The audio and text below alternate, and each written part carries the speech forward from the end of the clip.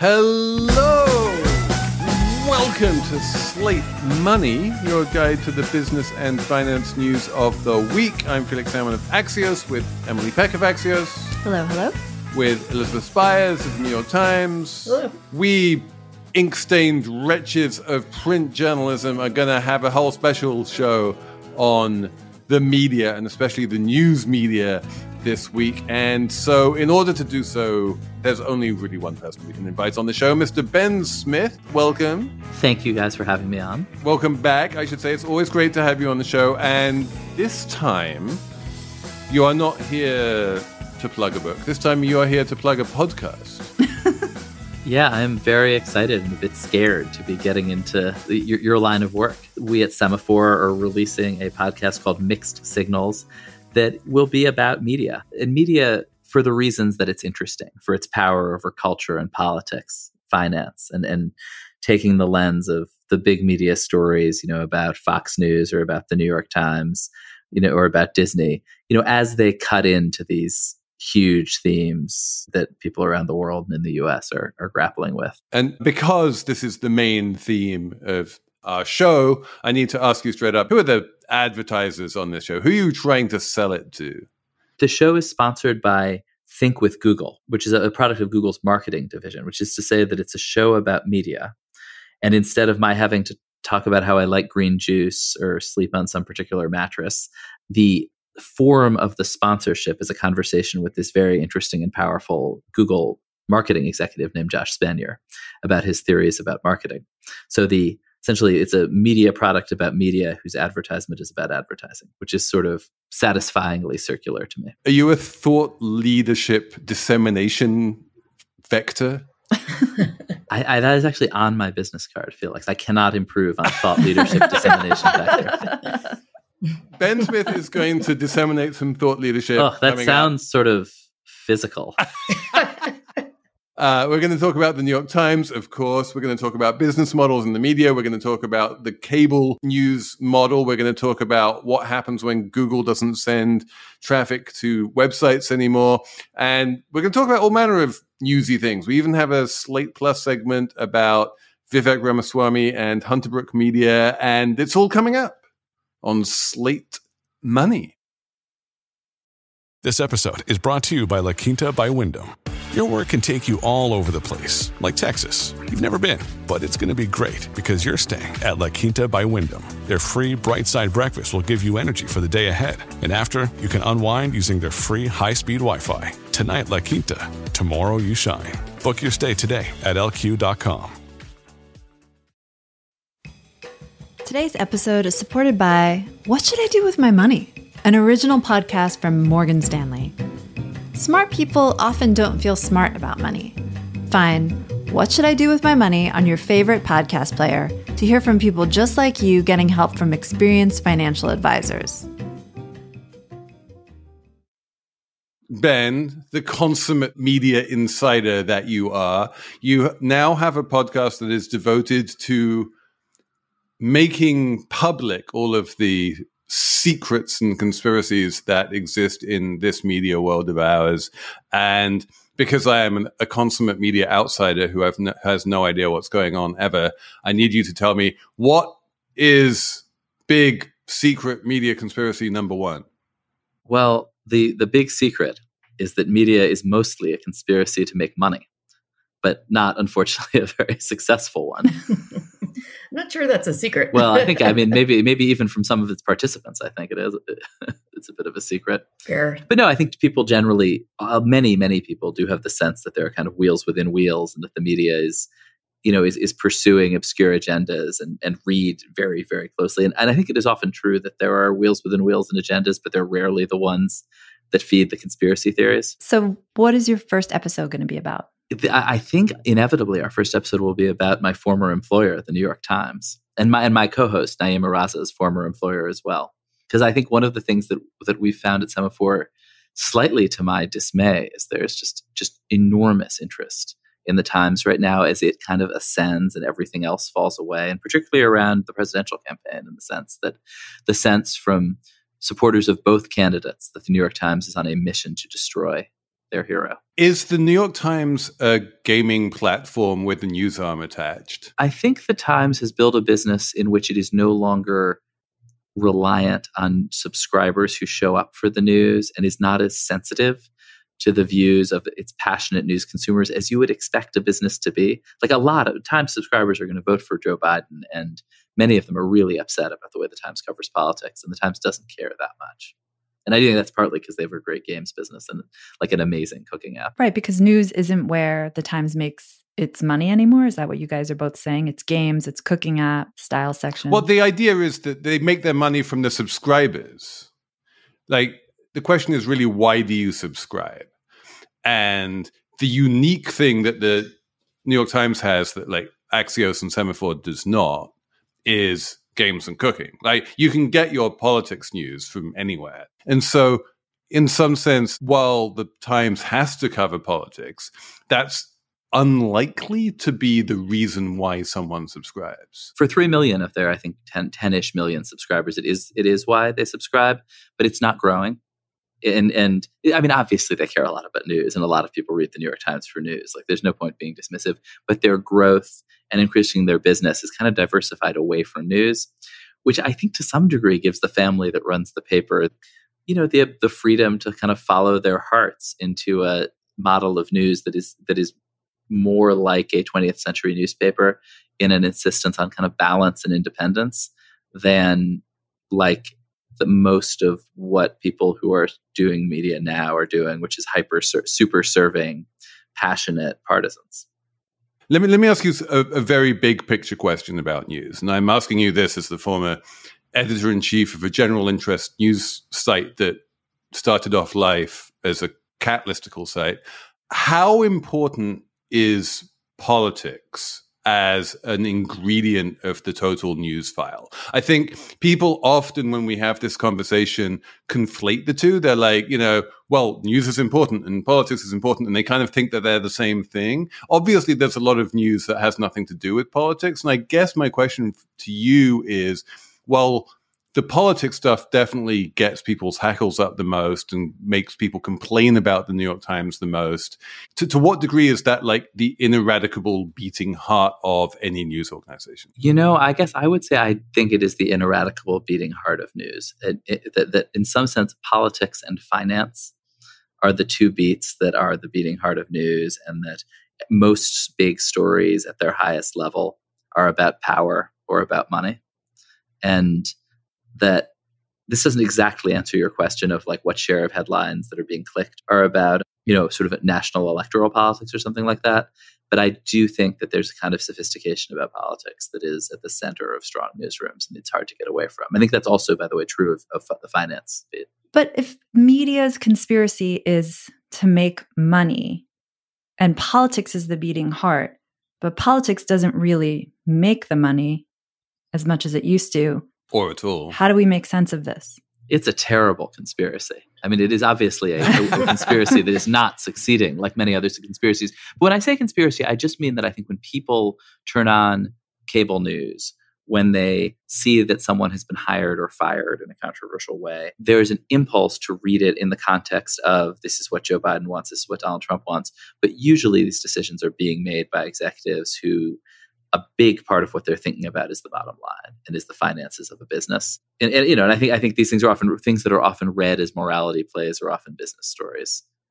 But they're not business stories. I mean, if politics, like if the Sulzbergers feel they could play with other stuff and be fair, then their decisions about coverage aren't business decisions. They're journalistic, right? Right. No, and I think this is the fun of reporting and understanding like which conspiracy is actually in play. Like you have to, in fact, understand that they have this great diversified business that gives them a lot of freedom, and also understand the family and who the family is and who these specific 3 guys are who kind of run the place these days and what their motivations are. And that's something that's hard to get from looking at the front page and sort of screenshotting headlines, which is, I think, sort of a favored way to interpret media. Let me go back to something you said a little bit earlier, which is that the New York Times, precisely because it has all of these other revenue streams from games and cooking and whatnot, has the luxury of playing it down the middle politically more than the model that makes money for a smaller news organization, which is to lean into hyperpartisanship. I've heard this a lot, and yet I'm just going to go out on a limb and say that you're going to say that Semaphore is being very successful. And I'm going to go out on a limb and say that Axios sold for more than $500 million.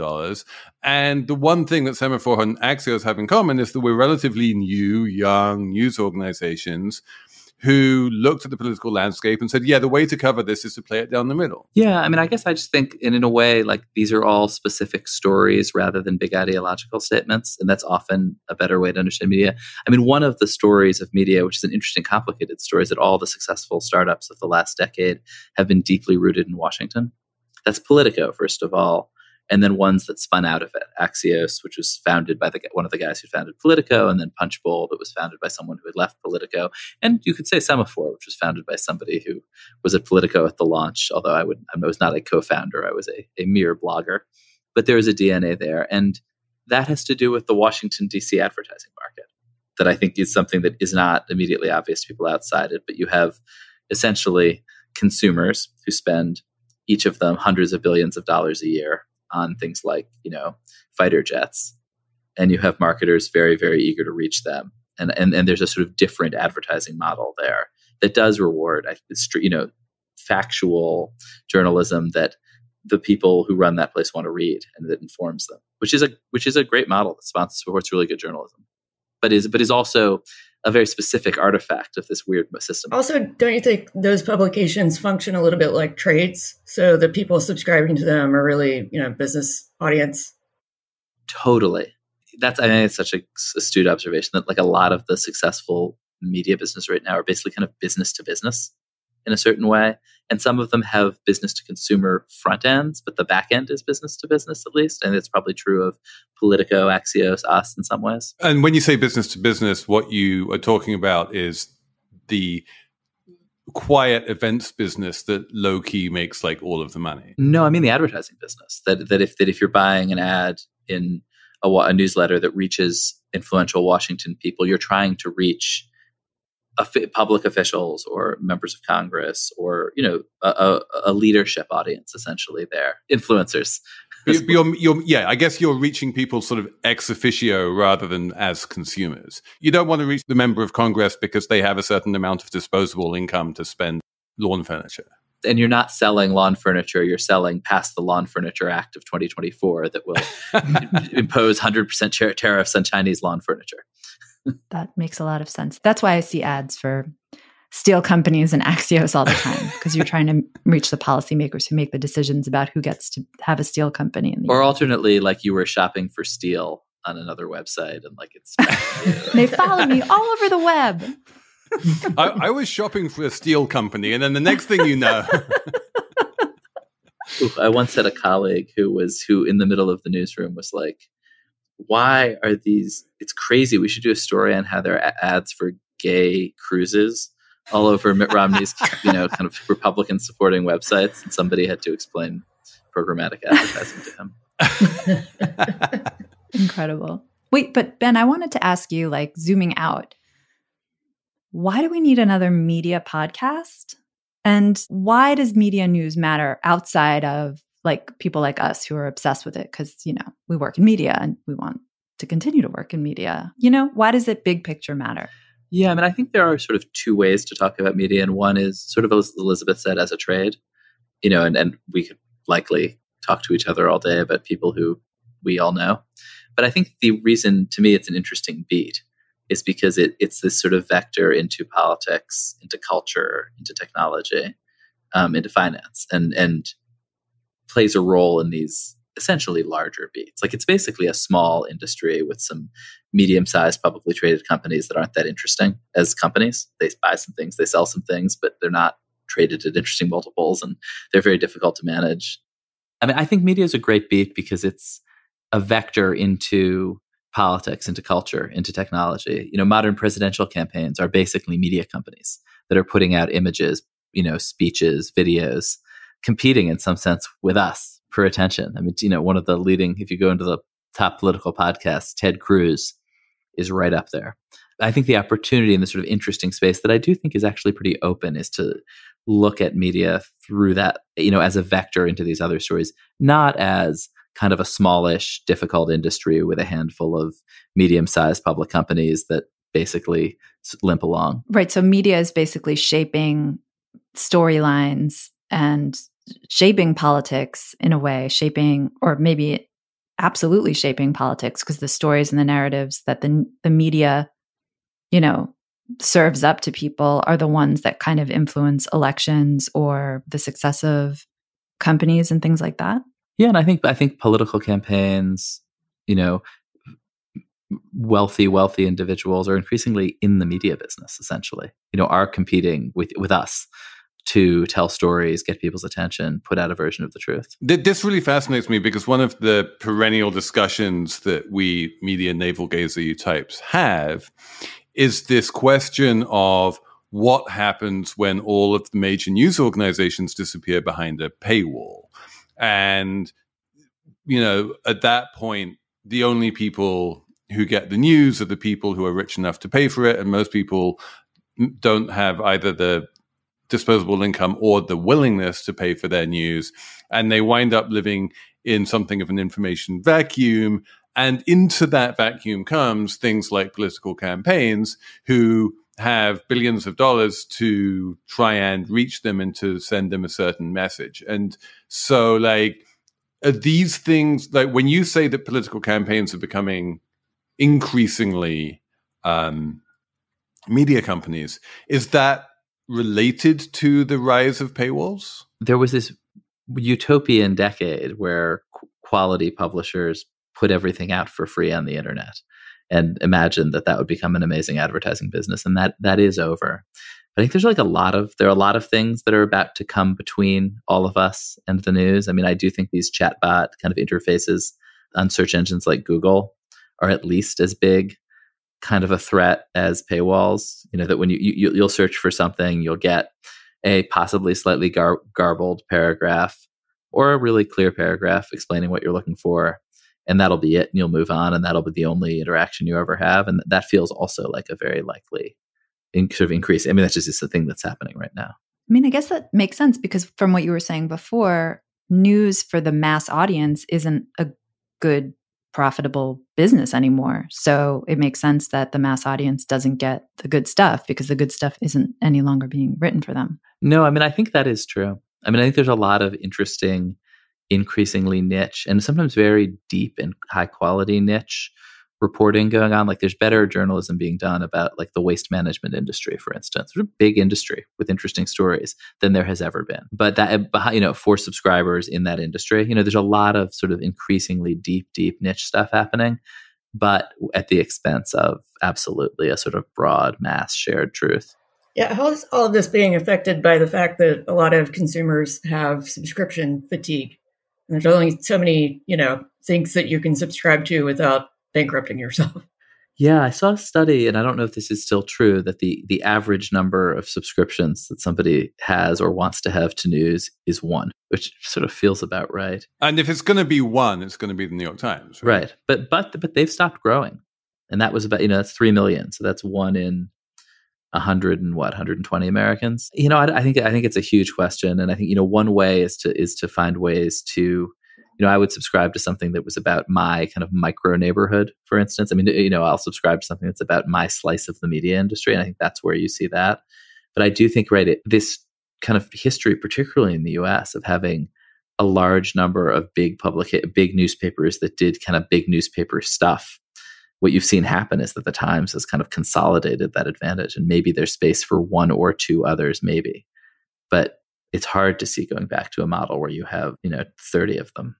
Well, let me ask you, since you're literally married to someone who does this, how's the subscribing to news about micro neighborhoods business going? Well, yeah, my wife runs Brooklyner, which it's an incredibly hard business in which she went from trying to cover all the micro neighborhoods and doing getting incredible scoops about, Bensonhurst. But it's just as expensive to hire a reporter to cover Bensonhurst as it is to hire a reporter to cover all of Brooklyn. And so at some point, the logic is necessarily to cover all of Brooklyn. But how many people are interested in a place, with 3 million people in it? In a strange way, maybe 3 times as many as are interested in a place with 40,000 people. But the logic of local news remains just incredibly challenging.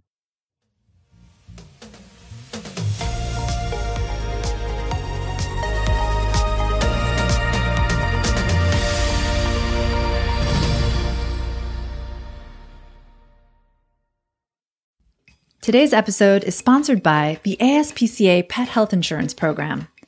Your pet is part of your family and you want the best for them no matter what. But vet bills can really add up.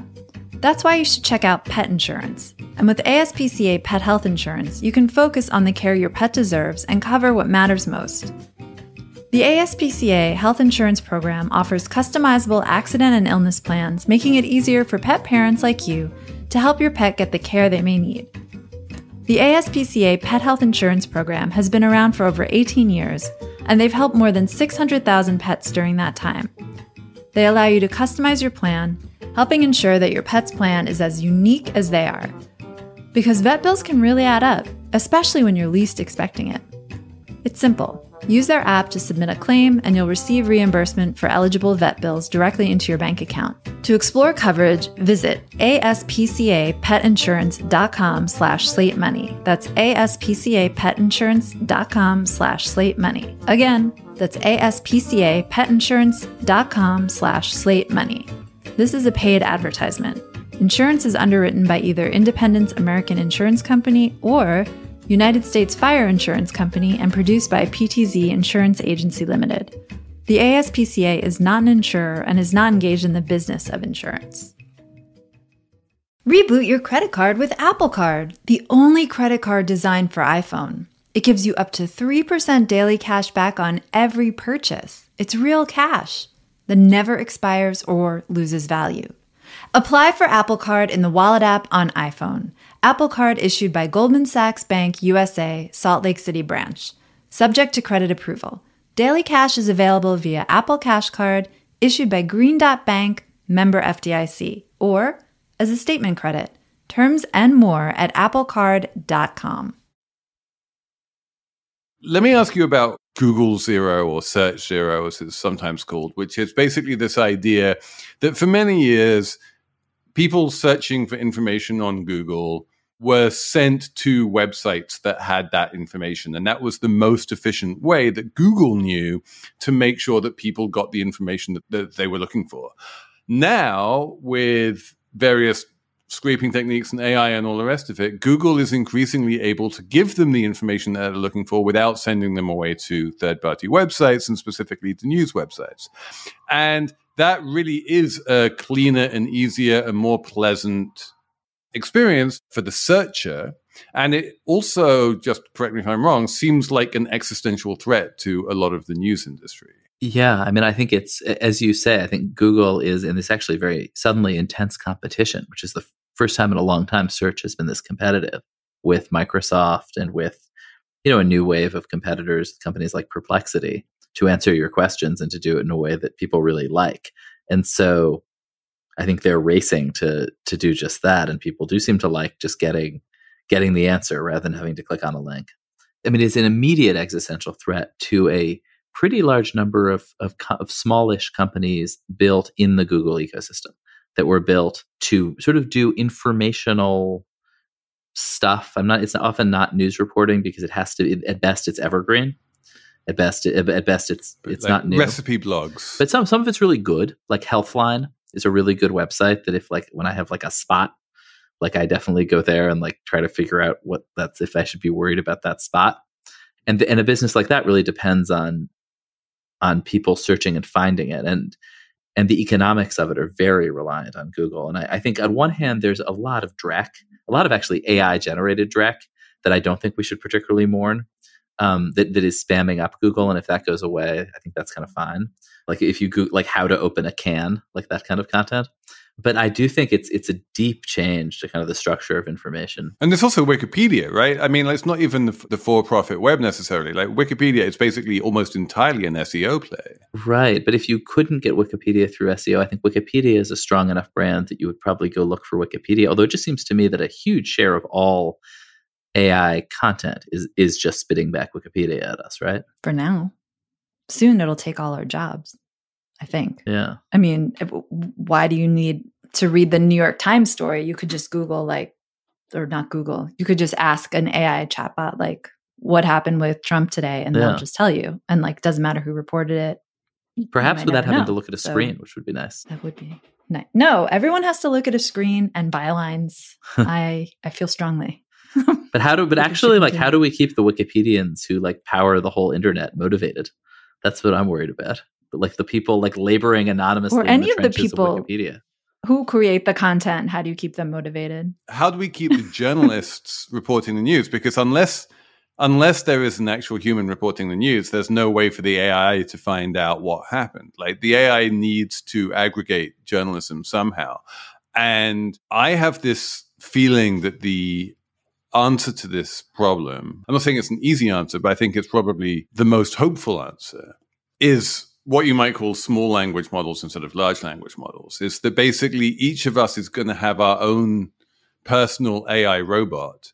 And that AI robot is going to have to subscribe to various different news sources in order to be able to know what is going on in the news. And if my AI robot subscribes to the New York Times, then it will be able to tell me what's in the New York Times. And if it doesn't, then it doesn't.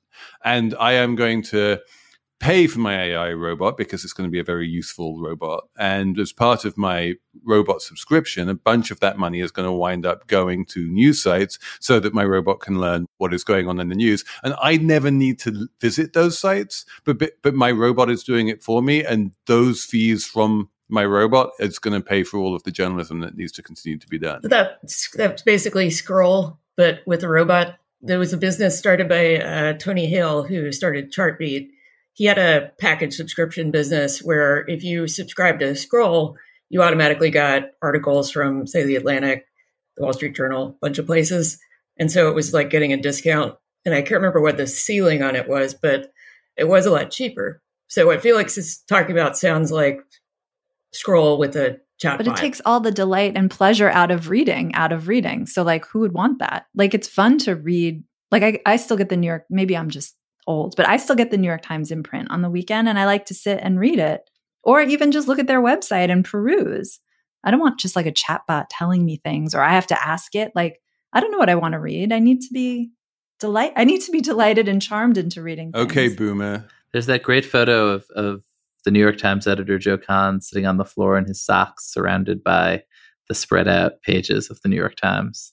Yeah, it's kind of a nice That's feeling. me.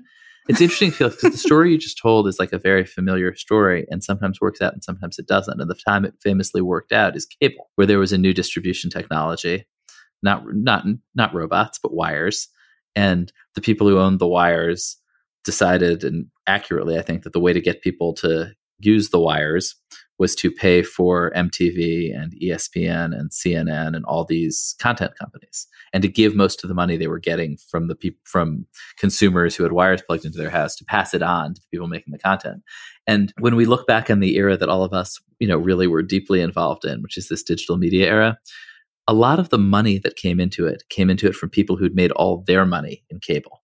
The chairman of Vice had been the founder of MTV. The chairman of BuzzFeed was very closely involved in Viacom. And they thought, okay, here comes this internet, particularly social media. It's going to be like cable. There are new wires, and the people who own the wires are going to have to pay the content people if they want good content. For a bunch of specific reasons, the people who owned the wires did not want to pay the content people. They liked free content. They had kind of ideological views about truth, I think, that made them a bit allergic to sort of East Coast establishment media. They did run a lot of those services directly into the ground and did a lot of damage. And maybe they should have paid the, journalists, but they didn't. And I think the question of whether the people who own the new robots pay for news is actually, it's a lot going to be up to the people who, what kind of people they are and what their own views on journalism and truth and authority are. And I'm not sure. Let me ask you a different question, which is here you are on a podcast with three people who write things down for a living. And you, for most of your career, have either been someone who writes things down for a living or someone who edits people who write things down for a living. And yet it strikes me that if you look at where most Americans get their news, it's not written down.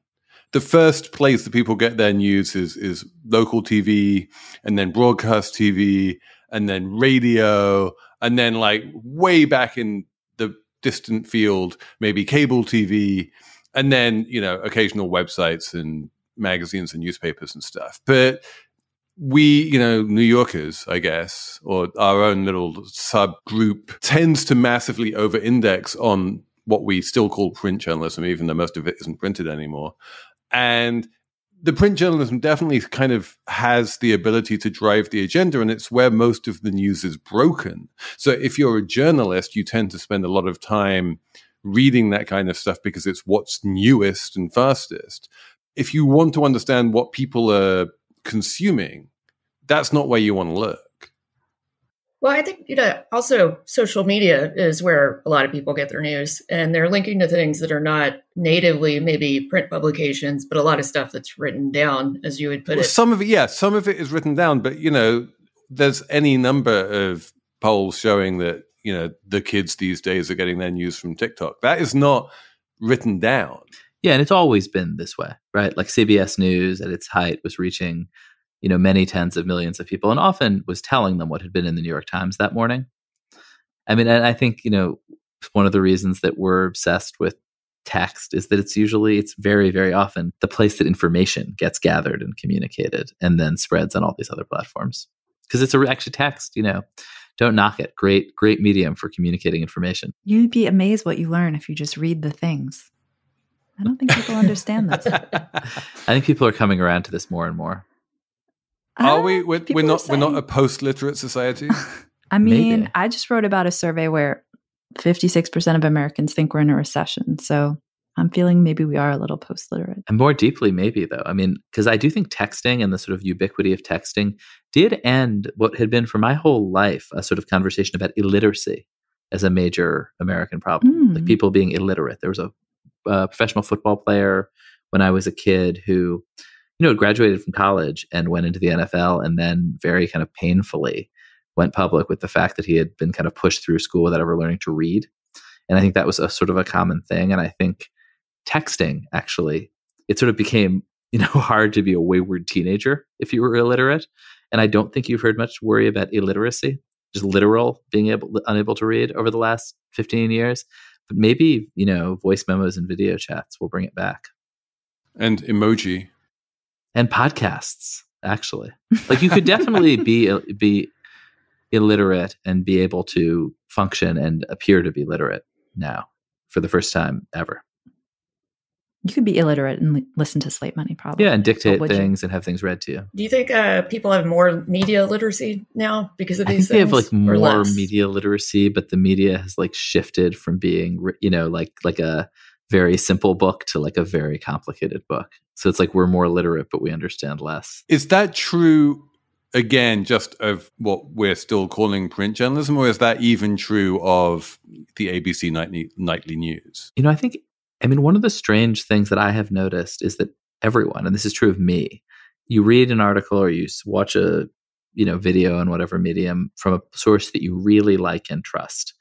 And your first impulse is to Google it and find 6 other sources on the same subject and sort of try to triangulate. I think that's just you.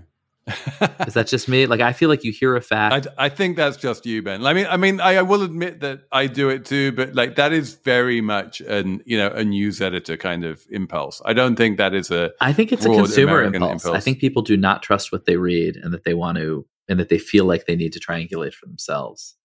That seems true, that people don't trust what they read. Younger people tend to triangulate more. I think they're taught that in school. And they're very, very literate, but they're operating in a very complicated, weird environment, I think.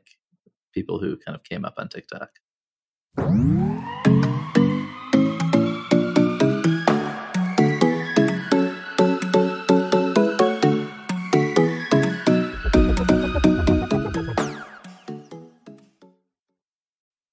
When you're hiring for your small business, you want to find quality professionals that are right for the role. That's why you have to check out LinkedIn Jobs. LinkedIn Jobs has the tools to help find the right professionals for your team faster and for free. LinkedIn isn't just another job board. It has a vast network of more than 1 billion professionals, which makes it the best place to hire. It gives you access to professionals you cannot find anywhere else. LinkedIn does all that while making the process easy and intuitive. Hiring is easy when you have that many quality candidates. So easy, in fact, that 86% of small businesses get a qualified candidate within 24 hours. They even just launched a feature that helps you write job descriptions, making the process even easier and quicker. 2.5 million small businesses use LinkedIn for hiring. Post your job for free at linkedin.com/slate. That's linkedin.com/slate to post your job for free. Terms and conditions apply. Today's episode is supported by What Should I Do With My Money? An original podcast from Morgan Stanley. Smart people often don't feel smart about money. Find What Should I Do With My Money on your favorite podcast player to hear from people just like you getting help from experienced financial advisors. Reboot your credit card with Apple Card, the only credit card designed for iPhone. It gives you up to 3% daily cash back on every purchase. It's real cash that never expires or loses value. Apply for Apple Card in the Wallet app on iPhone. Apple Card issued by Goldman Sachs Bank USA, Salt Lake City branch. Subject to credit approval. Daily cash is available via Apple Cash Card issued by Green Dot Bank, member FDIC, or as a statement credit. Terms and more at applecard.com. We are also right now living in a world where there's not one but two areas of strong pre-existing beliefs, which you then judge your news organization by.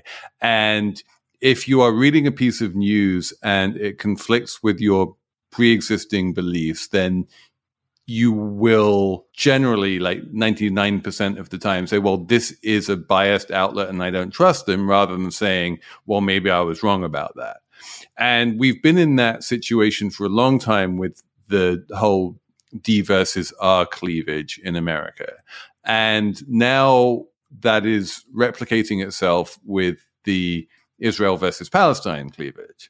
And it strikes me that that cannot be healthy. No, I mean, it's very human, I think. Like, I don't think it's something that was newly invented, but it does feel worse than ever, the sort of parallel information spaces and the kind of rejection of, of anything that doesn't please you. I mean, I think these things keep changing and that some share of the world is pretty sick of that too. I mean, like, our whole goal at Semaphore is sort of to counter that, to try to leave a lot of space for disagreement, to serve people who want to see different opinions on the same story. And maybe that isn't, the old CBS, that may not be 50 million people a night. But I do think that there's a kind of pervasive sense from consumers that we're being manipulated by people who are trying to tell us what we want to hear.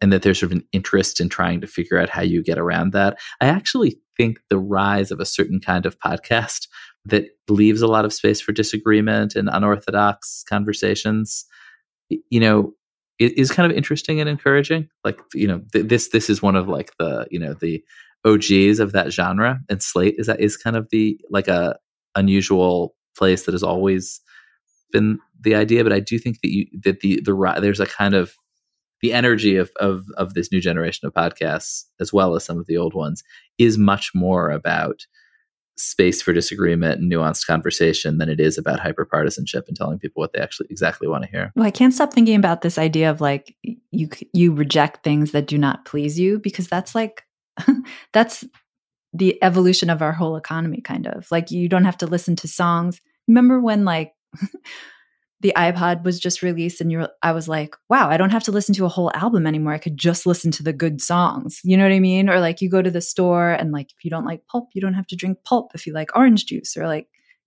like there's just this, we've all been advancing towards a state where we only will consume things that are perfectly engineered to us. Like, and that's where media sort of went also. Yeah, I sort of remember that from the .com 1.0 boom. People were talking about a personalization as, the positive future of media, but it's also created these kind of bubbles where nobody browses anymore. You're being served content that you want to see and that confirms your priors.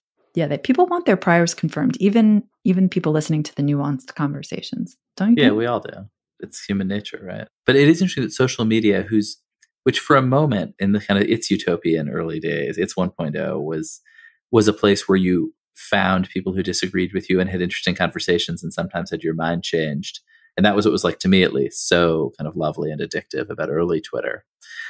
Really flipped to the opposite and became a place where you kind of went with your friends to like wage informational warfare on the other side and to see your views amplified. Ben, are you still doing Twitter? I'm still there, but less. I don't have interesting conversations there anymore. It's if you're starting a media company, it's a place that you want to use to try to distribute your content. And then with some stories, it is still where news breaks and spreads, and you need to be on top of it and kind of across it.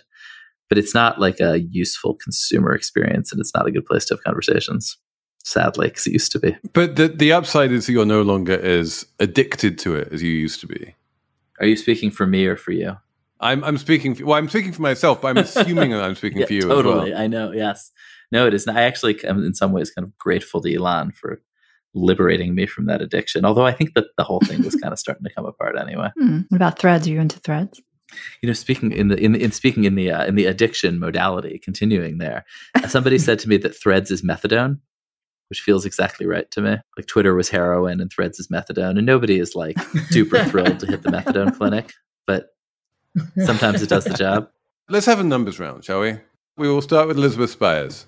Give us a number, Elizabeth. My number is 770,000, and that's in dollars. And that is the entirety of revenue for Trump's media company in Q1. And the net losses are $327 million. Now, granted, $311 million of that is just non-cash expenses because they're converting promissory notes. But still, that's not great for them. So that is obviously a racket. What is the racket? Can you explain it? I can. I feel I can. Yeah, it's the meme stock, right? It's just like, it's so long as the share price stays really high, that is incredibly valuable wealth for Donald Trump. And then he can use that wealth come September to fund his campaign or just turn into cash or do whatever he likes with. And if you are anyone who wants to influence Donald Trump, you can influence him very easily and legally via Truth Social. You can do a big ad buy on Truth Social. You can buy the stock of Truth Social. It's a way of basically circumventing any kind of normal bribery and campaign finance and anything like that laws by just having this publicly listed vehicle, which has no value in and of itself, but has a huge amount of value in terms of what it gives you in terms of being able to enrich Donald Trump. It's also just kind of an option on Trump winning the presidency again and generally benefiting from that. I have a number. What's your number, Emily? It is 64%. 64 is the number. It's a percent. That is the share of Americans who say they don't know who to trust when it comes to learning about the economy. And I want to say to those Americans, just listen to Slate Money. Or subscribe to Axios Markets, where we will explain the economy to you. You can trust Emily. You can trust us. Yeah, trust us. We are the experts. My number is 37, which is kind of a Ben Smith inflected number, and is the number of years in prison that Carlos Watson is facing. He is now on trial in federal court in downtown Manhattan Ben, you are the person who broke this story, who's closest to this story than anyone. What is he being tried with? And on a scale of 1 to 37 years, like, how bad were these crimes?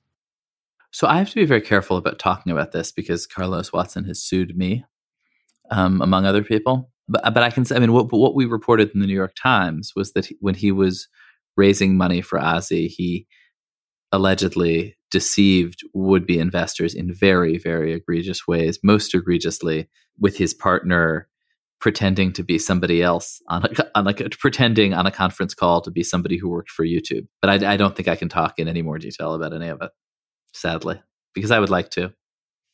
There is a lot of hand-wringing right now about all of the terrible, parade of horribles that is going to arrive as a result of deepfakes. And I believe there was one case quite recently where a bunch of criminals deepfaked an entire board of directors. They took every single one of the board of directors, they deepfaked each one, and then they invited the CFO to join a Zoom call with all of these deepfake board of directors, and they were like, okay, we've all agreed we're going to do this deal, let's do the deal. And then he wound up wiring $25 million because the entire board had signed off on it, and in fact, the entire board had been deepfaked. What? Wild story. But yeah, this was like Carlos Watson, bless him, was early to this game in terms of like, just fake the YouTube executive who's apparently going to vouch for like the amazing number of views that OZ Media has by just, he didn't even deepfake it. He just got someone else to pretend to be that person. It's like deepfakes avant la lettre. Wait, what company did? They were trying to fool Goldman Sachs into investing in them. And needed someone from YouTube to vouch for how well their YouTube videos were doing. And because that was not in fact true, no one from YouTube would vouch for it. So they just pretended to be this guy, Alex Piper, who is a real executive at YouTube. The way you pull this deepfake, if you want to do it, is you say, my internet connection isn't working. I'm just going to dial into this call. Yes. Good. But now you don't need to do that. Now you just get a computer to deepfake Alex Piper and they will never know. You might have like 7 fingers, but You would know. Like if I got onto the Zoom and it was all deep fakes to record Slate Money, I would hope that I could figure it out. You have to be really asleep at the wheel to get snookered, don't you? Don't you? Maybe. Well, we're going to have to, like, one day I'm going to turn up, I'm going to send my avatar to record Slate Money in my place, and we'll see whether you notice. Okay. Yeah. Okay. We should do that. So I have a number. What is your number, Ben? It's not really a media or a business thing, but it is a podcast recommendation that just and a thing that blew my mind. I hope that's permissible here. And a great story, which is that according to the Canadian's Public Security Agency, I'm in Canada now, so I'm preoccupied with these things. 32% of people in custody in the prison system in Canada are Indigenous. But there is this incredible new podcast called Pretendians, which it has exposed this very strange system in which if you are imprisoned in Canada and you claim to be Indigenous, your situation improves under some very well-meaning law intended to help Indigenous people who are being abused in prisons. And the net result has been that if you are an actual Indigenous person in prison, you arrive in prison, say, I'm Indigenous, I'd like to get into the Indigenous program, and you find yourself at a table with a bunch of white Hells Angels making dream catchers. and it's a podcast produced by 2 Indigenous journalists who are just like, it's unbelievably strange and great. So yeah, I would check out this podcast Pretendians after you listen to Mixed Signals from Semaphore Media. Brilliant. I will do that right now. And if I ever find myself in prison in Canada, I will remember to claim to be Indigenous. I wonder whether anyone will believe me. Probably not. Ben Smith, thank you so much for coming on this show. It's been great having you teleport in from Toronto, Canada. Thank you guys so much for having me. Thanks to Cheyna Roth and Jared Downing for producing, and we'll be back with more Slate Money.